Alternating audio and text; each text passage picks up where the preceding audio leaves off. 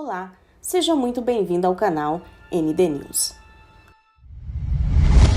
Será lançado em agosto deste ano o livro da cantora Flor de Lis, nomeado A Pastora do Diabo.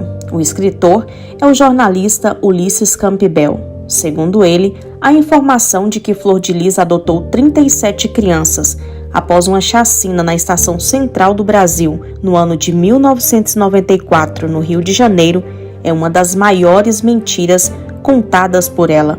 Ulisses revela que foi a fundo em arquivos da polícia e de jornais do Rio de Janeiro e descobriu que não houve registros de chacina no dia 12 de setembro de 94.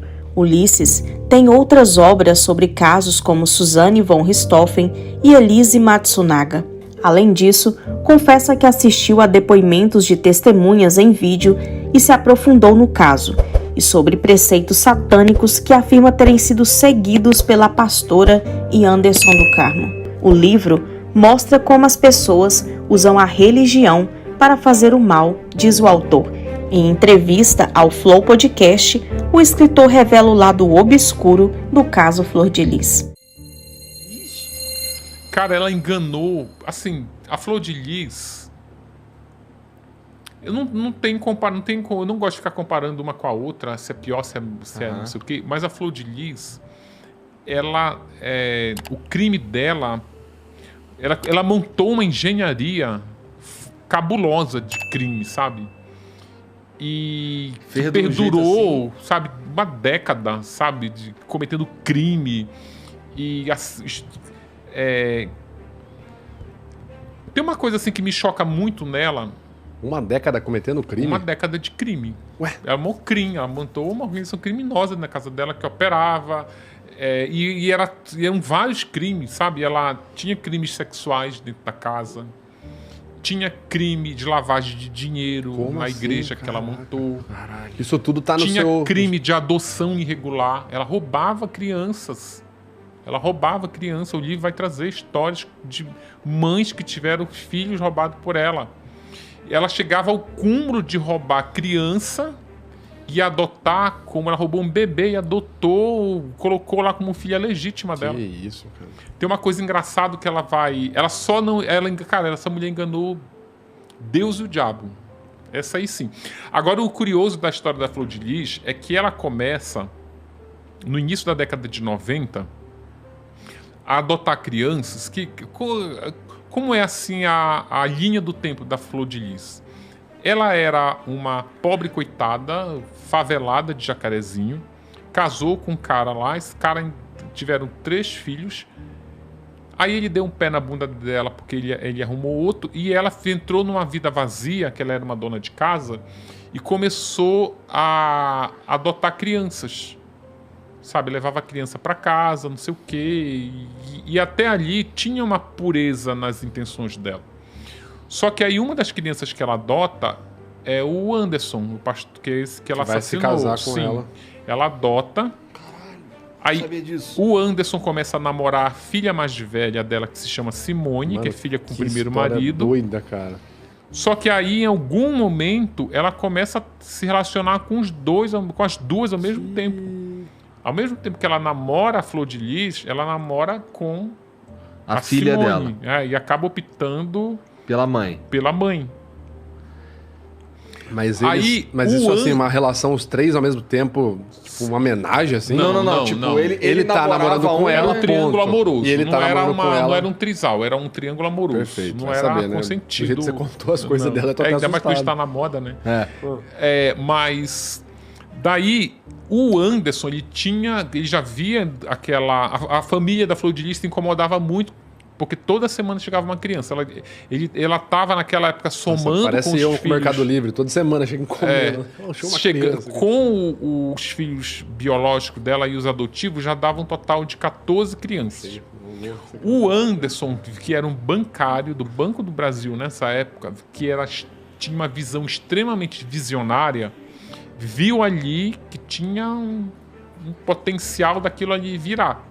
Aí ele incentiva ela a adotar, vamos adotar, que ela cantava na igreja já, desde pequena, e ele via, nossa, tipo, ela tinha esse potencial de cantora gospel, e tinha esse potencial de brilhar, de crescer no assistencialismo, dessa coisa da mulher que... E ela tirava a criança do tráfico, criança de mãe alcoólatra, de mendiga, de criança de rua. Começou assim. Aí o Anderson que bola todo esse projeto. Olha, tu vai ser a mãe de 50. A nossa meta é você adotar 50. Quando você adotar, quando nós tivermos 50 filhos, eu vou te colocar como a maior cantora gospel do país. Tu vai fazer shows internacionais. Tu vai ser uma pastora de sucesso, pastora das multidões. Eles tentaram ter carreira como pastor na igreja, na Assembleia de Deus, não deu certo. Mas tu é tão grande que tu não precisa da Assembleia de Deus. A gente vai montar o ministério para você. E quando você tiver 50 e for todo essa força da pastora das multidões e a cantora gospel de sucesso, eu te coloco lá no Congresso. Tu vai ser a deputada mais votada do Rio de Janeiro. Ou seja, ele criou tudo isso. Ela era uma marionete na mão dela, ela era um produto. Tem muito isso, né, no meio artístico, aquele cantor que não é nada, mas aí vem aquele puto empresário e tal, olha, tu vai ser... E tu fica... Isso é um pacto com o diabo. Literalmente, porque a tua vida, o teu sucesso... Por isso que tem o São Cipriano, não tem nada a ver com isso. Não tem a ver. Ele fez um pacto, inclusive, com sangue, de escrever um salmo inteiro da Bíblia com sangue. Tinha um quarto de ritual. Caralho. Só que aí ela chega realmente aonde ele disse que ela chegaria. Eles realmente... Aí começou a dar problema com 50 filhos. Porque o que aconteceu? À medida que a adoção foi crescendo, ela não tinha como bancar alimento para todo mundo.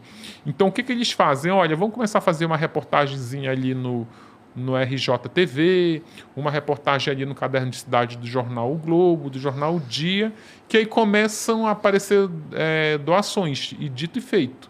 2 empresários, lá os irmãos Werneck, viram nela ali. Só que à medida que ela aparecia na mídia, a justiça foi, opa, como é que essa mulher está adotando isso muito? Lembra do Ciro Darlan? O Ciro Darlan é um juiz bem conhecido no Rio de Janeiro. Ele é um juiz... Eu não sei se vocês lembram quando a Madonna veio fazer um show no Brasil, acho que na década de 90. Ele queria proibir o show porque o show era muito... Porra, não lembro. Aí depois tinha uma novela na Globo, ele até me falou o nome da novela, eu esqueci agora. Tinha uma novela na Globo que a Giovanna Antonelli, ela fazia uma prostituta e ela tinha uma criança. E tinha um outro ator que fazia par com ela nessa novela. Era uma novela das 8. Que eu não vou lembrar o nome desse ator. E ela ficava com a criança no colo e esse casal, em cena, discutiam pra caralho, falavam alto, sabe? Era uma cena tensa e a criança começava a chorar. Aí o Ciro Darlan viu aquilo e disse, opa, essa criança... Não pode estar. Pediu pra ser ator, né? Não está entendendo o que está acontecendo aí. Aí ele baixou, não sei se foi uma liminar, uma medida que a Globo não podia usar, queria tirar as crianças da novela tudo. Isso repercutiu muito. Aí ele foi ficando renomado por essas decisões polêmicas. Fora outras que eu não lembro agora. Aí esse juiz, ele viu, na época ele era juiz, hoje ele é desembargador. Esse juiz foi lá e disse, olha, começou a Flor de Lis disse que ele começou a persegui-la. Começou a tirar meus filhos, porque porra, adoção tem regras, né? Não é adoção, não é... pegando pessoas. Tinha, na época, que ela pegou uma transição em que, na verdade, a adoção era muito avacalhada no Brasil. Que eles tinham aquilo que chamava adoção à brasileira. Ia lá, a fulana lá ia trabalhar na tua casa, fazer faxina, ela tinha um bebê, não tinha como criar, não, eu vou criar, e tu ia lá e registrava. Tinha muito isso no Brasil, principalmente na região norte.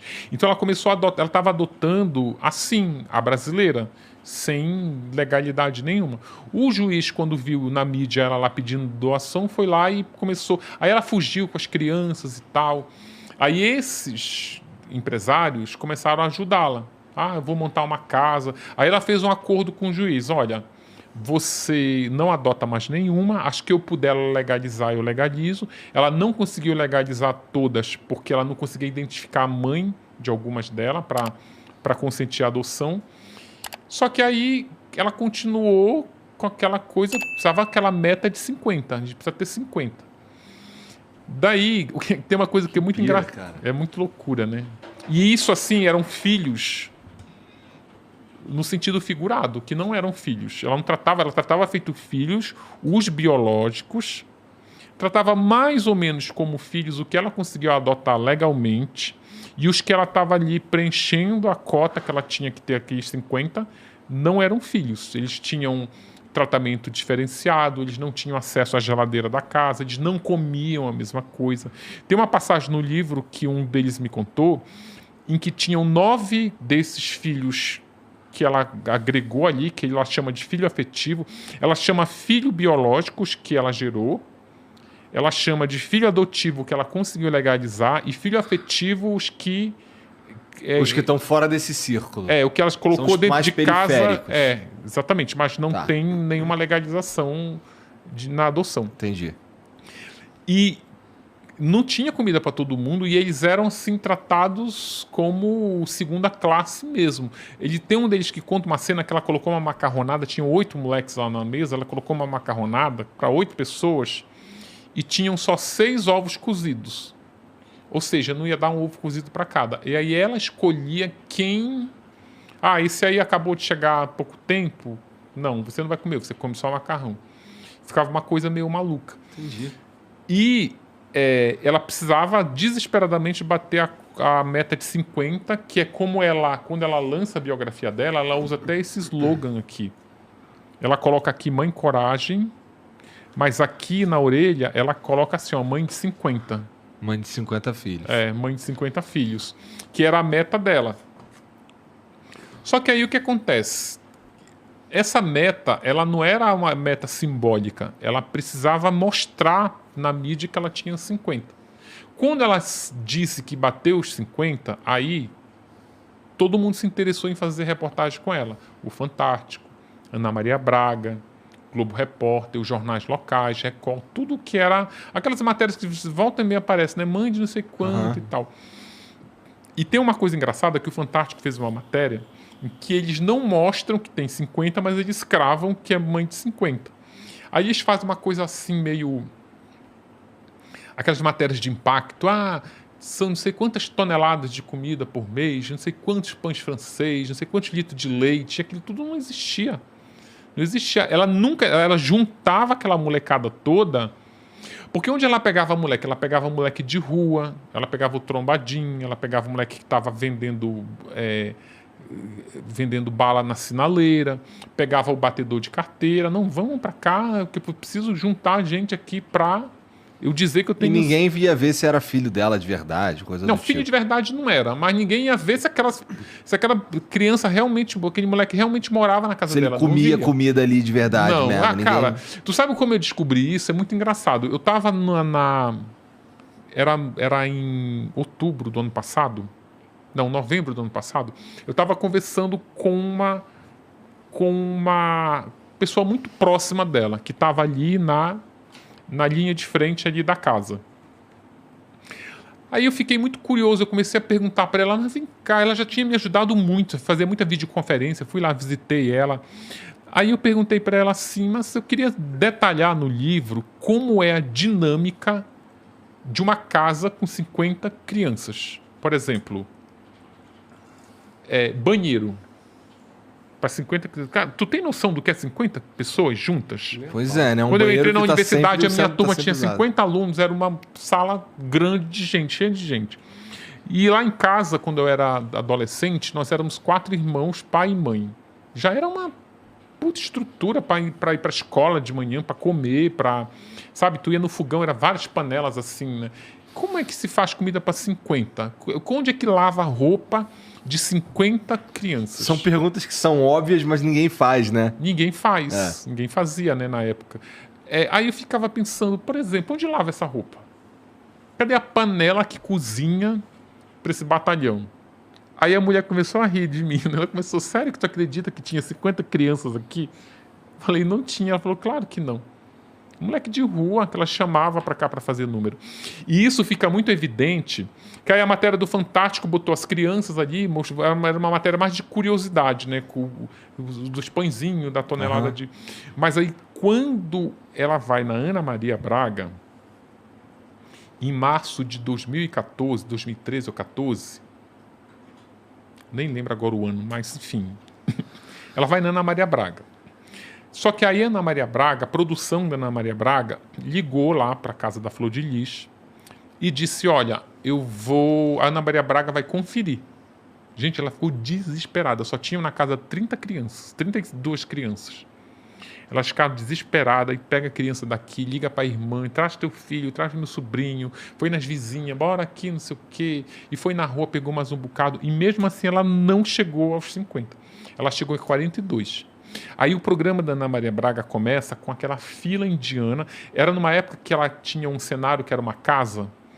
E o estúdio dela era uma casa, que era uma casa meio elevada, tinha uma escada assim para um bosque. E estava aquela fila indiana. Aí a Ana Maria Braga pode entrar. E ela começa a conferir. Eu ainda até fiquei pensando, gente, sério, porque programa demora, né? O programa tem outro time, né? E ficou lá a Ana Maria Braga 1, 2, 3, 4. Vai entrando. 4, 5, 6. Gente, dá 48. Eles ficam muito sem graça. Dá 42. Aí a Ana Maria Braga, uai, cadê o resto? Aí ela começa a... E, porra, ali era a chance dessa mulher ser desmascarada, né? Mas ela engana a Ana Maria Braga. Ela diz, tá na escola, tá no médico. Sabe que 50 crianças, né? Tem uns que estão na escola, uns que estão doentes, então não sei o quê. Visitou a mãe biológica. Mas ela engana direitinho. É o que a gente fala, né? A dissimulação, ela funciona muito melhor quando você já tem toda a capa do mago construída, né? A capa do mago é a autoridade. Aí já foi em um programa, um aqui, outro ali, já saiu notícia no jornal. Ah, cadê? Falta 8? Ah, 8, um ali, outro aqui. Cara, é muito impressionante ver, porque tipo, isso aí é o começo das fake news no Brasil, né?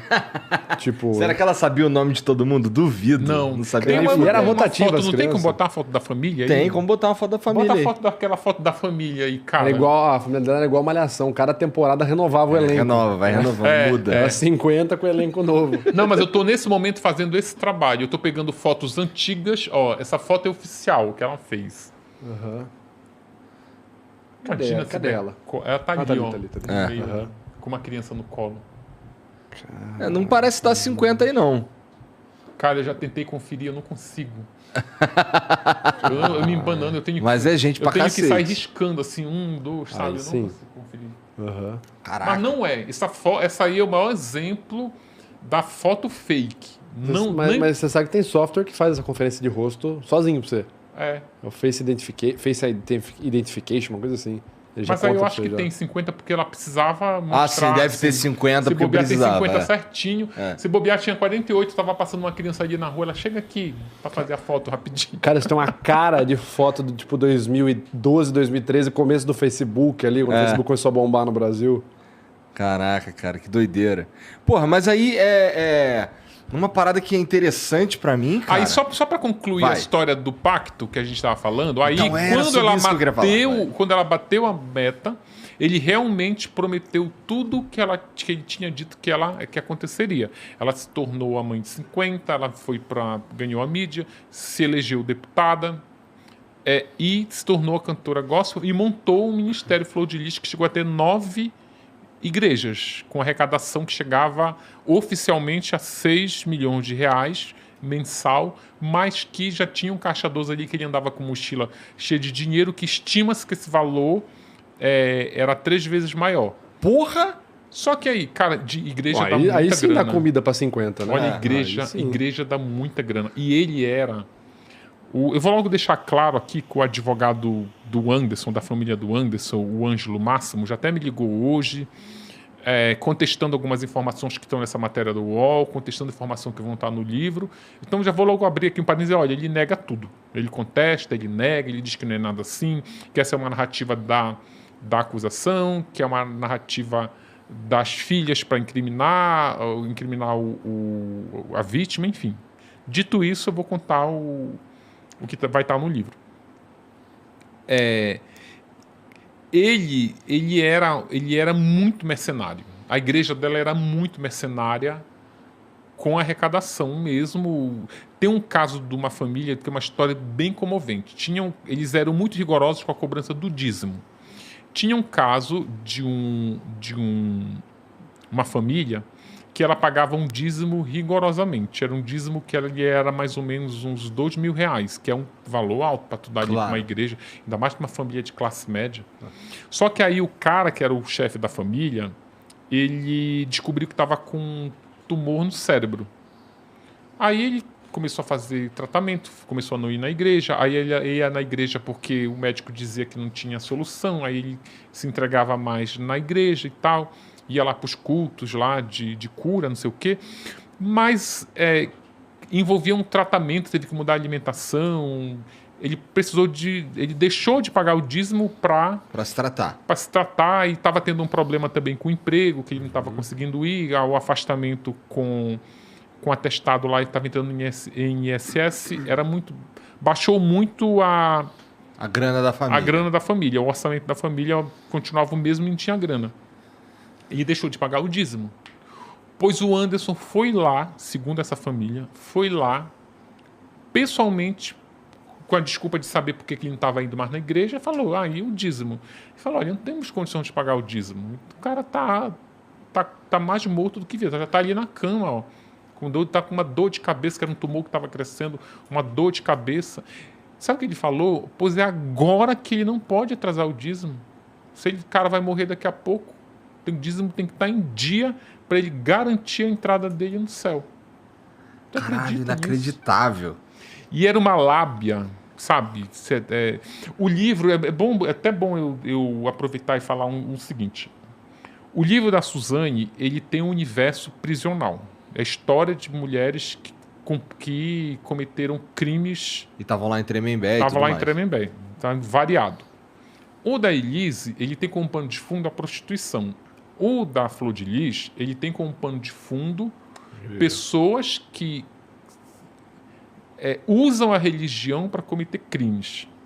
Quando eu falo usa a religião, são aquelas pessoas que se dizem ter uma procuração de Deus para vender um terreno no céu. Exatamente. Vender um terreno no céu e lavar dinheiro.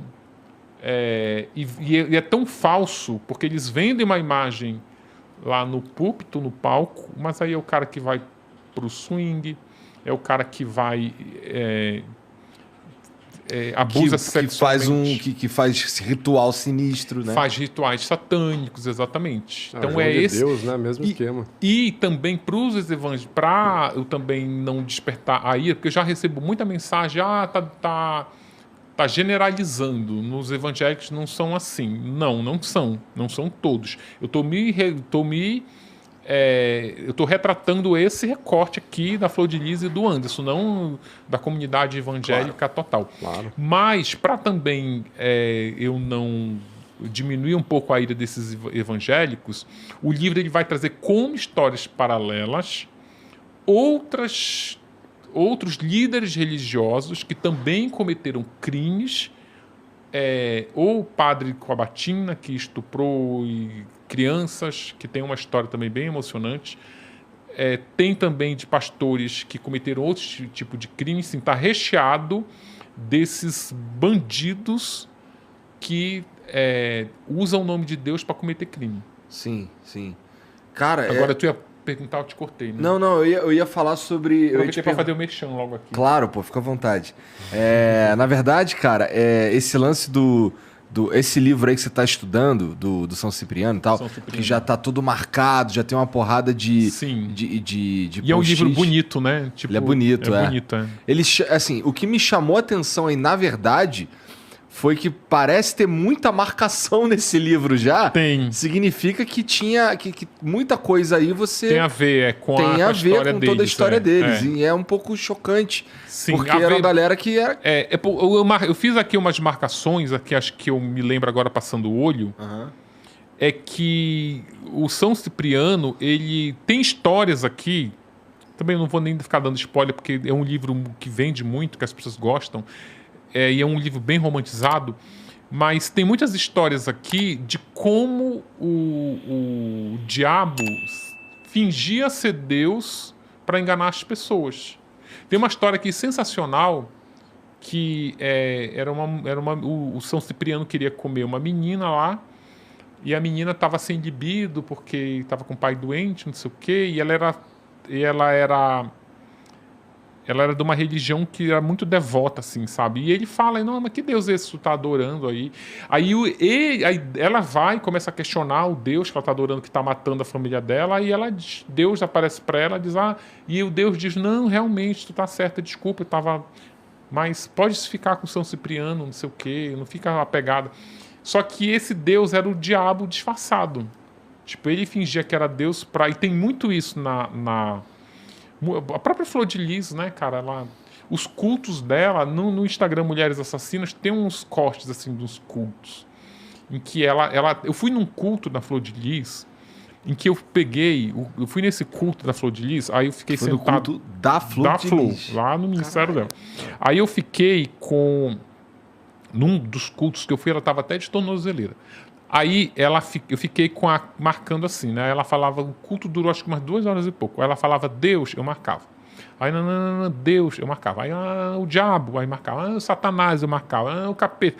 Cara, tipo, o dobro. Ela fala 2 vezes mais a palavra palavras relacionadas ao diabo, derivados do diabo, do demônio, do que Deus. É impressionante. Bom, chegamos ao fim de mais um vídeo. Deixa aqui nos comentários a sua opinião, deixa também o seu like e, se for novo por aqui, se inscreva no canal e ative o sino das notificações, porque postamos vídeos diariamente. Então até mais, até o próximo vídeo.